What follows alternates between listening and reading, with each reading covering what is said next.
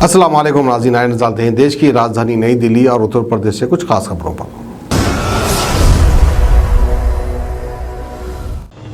आप सभी का स्वागत है सच न्यूज में। आइए जानते हैं उत्तर प्रदेश और देश की राजधानी से कुछ खास खबरें।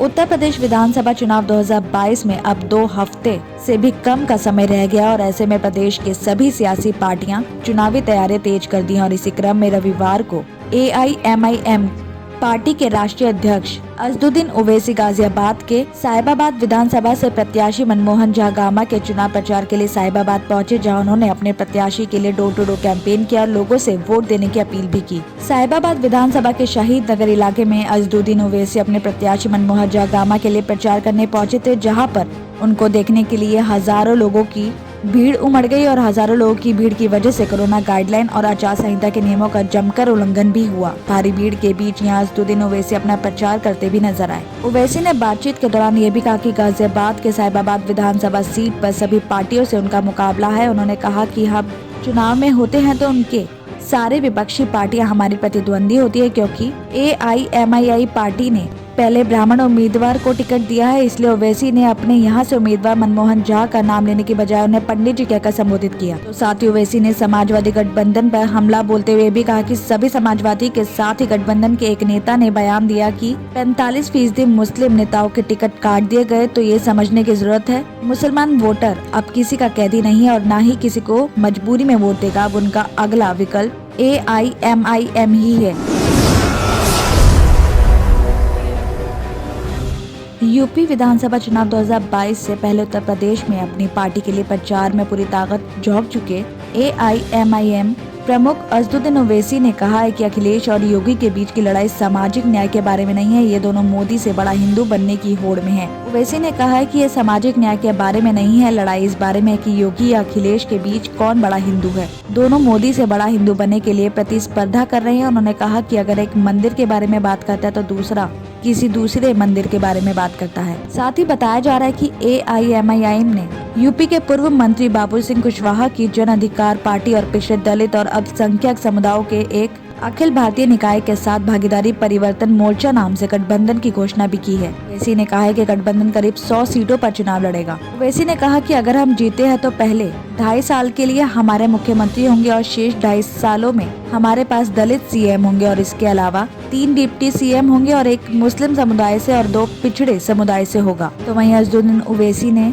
समाजवादी पार्टी के प्रमुख अखिलेश यादव और कांग्रेस को निशाना बनाते हुए कहा कि केवल मुसलमानों से वोट चाहते हैं, लेकिन उन्हें चुनावी टिकट देने में संकोच करते हैं। उन्होंने उन आरोपों का भी खंडन किया है जिनमें कहा जा रहा है कि ओवैसी सिर्फ उत्तर प्रदेश में अल्पसंख्यक समुदायों को विभाजित करके बीजेपी की मदद करना चाहते हैं। दिल्ली में कोरोना वायरस की लहर की वजह से DDMA ने लगाए गए वीकेंड कर्फ्यू और बाजारों में ऑड इवन नियम को समाप्त कर दिया गया है और इसके बाद शनिवार को भी पहली बार बाजार खुले तो बाजारों में भारी भीड़ देखने को भी मिली और साथ ही लोग फिजिकल डिस्टेंस के नियमों का उल्लंघन भी करते दिखाई दिए। आपको बता दें कि दिल्ली में कोरोना के केस भारी संख्या में मिलने की वजह से दिल्ली आपदा प्रबंधन प्राधिकरण ने राष्ट्रीय राजधानी में वीकेंड कर्फ्यू लगाया था और इसके तहत शुक्रवार रात से सोमवार तड़के तक सिर्फ जरूरी सेवाएं ही जारी रखने के लिए निर्देश दिए थे और इसके अलावा बाजारों में ऑड इवन नियम के तहत एक दुकान छोड़कर दूसरी दुकान खोलने का नियम था। लेकिन पिछले कुछ दिनों से कोरोना के मामले कम आने की वजह से अलग अलग संगठनों की मांगों को ध्यान में रखते हुए DDMA ने वीकेंड कर्फ्यू और ऑड इवन की व्यवस्था को खत्म करने का निर्देश दे दिया था और इसके बाद पहली बार जब शनिवार और रविवार को वीकेंड पर राजधानी के अलग अलग बाजारों में भीड़ उमड़ आई और इस दौरान लोग फिजिकल डिस्टेंस के नियमों का पालन करना भी भूल गए। ज्यादातर लोग मास्क नहीं लगाए हुए थे। जो लोग मास्क लगाए हुए थे उनमें से कई लोग गलत तरीके से मास्क लगाए थे, जिससे कोई फायदा नहीं होने वाला था। हालांकि प्रशासन अभी भी अपनी तरफ से पूरी तैयारी कर रहा है। अलग अलग मेट्रो स्टेशन के बाहर यात्रियों को कोरोना जांच के बाद ही अंदर जाने दिया जा रहा है। भारत बायोटेक को नाक से दी जाने वाली नेजल वैक्सीन की बूस्टर खुराक के परीक्षण की इजाजत मिलने के बाद दिल्ली एम्स के वरिष्ठ महामारी विज्ञानी डॉक्टर संजय राय ने बताया कि कोरोना महामारी के खिलाफ लड़ाई में ये गेम चेंजर साबित होगी। डॉक्टर संजय ने बताया कि अगर ये म्यूकोसल इम्यूनिटी प्रदान करती है तो ये गेम चेंजर साबित हो सकती है और ये मानव जाति के लिए एक बड़ी उपलब्धि होगी। दुनिया भर में 33 वैक्सीन है, लेकिन संक्रमण को रोकने के लिए कोई भी प्रभावी नहीं है। हम उम्मीद कर रहे हैं कि ये वैक्सीन म्यूकोसल प्रतिरक्षा प्रदान करेगी जो इस संक्रमण को रोक सकती है। बताया जा रहा है कि इसके लिए दिल्ली एम्स के साथ देश के 9 हॉस्पिटल्स में बूस्टर खुराक के लिए नेजल वैक्सीन यानी नाक से दिया जाने वाला वैक्सीन पर परीक्षण शुरू होगा। तो वहीं drug controller general of India ने शुक्रवार को भी हैदराबाद के भारत बायोटेक कंपनी को नाक से दी जाने वाली वैक्सीन के तीसरे परीक्षण को अनुमति दे दी है और इसके अब तक 2 चरण के क्लिनिकल ट्रायल भी हो चुके हैं। DCGI की हरी झंडी के बाद भारत बायोटेक जल्द ही तीसरे चरण का परीक्षण शुरू करेगी और जिसमें बूस्टर खुराक को भी जोड़ा गया है।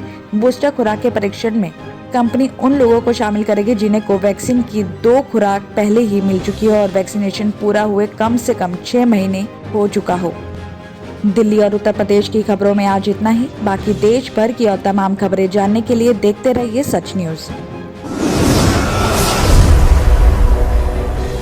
जर्मन 10 हॉस्पिटल ऑर्थोपेडिक से मुताल्लिक हर मरीज यहाँ शिफायाब। इनाम याफ्ता doctor Mir Jawad Zar Khan, senior orthopaedic surgeon, advance operation theatre, ICU, digital x-ray, laboratory, physiotherapy, pharmacy, sharing और प्राइवेट रूम्स, लेडी डॉक्टर्स और डॉक्टर अर्जुमन सुल्ताना गैनाकोलॉजिस्ट की खिदमात हासिल। वाजिबी फीस और मुकम्मल सहूलियात से हजारों मुतमईन। एम्बुलेंस से आरास्ता German 10 orthopaedic hospital, pillar number 150, Attapur, Hyderabad.